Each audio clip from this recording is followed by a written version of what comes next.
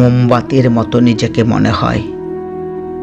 ধীরে ধীরে নিজের অস্তিত্ব ক্ষয়ে যাওয়ার যে দৃশ্য, তা আমি সব সময়ের মতো দেখেই যাই।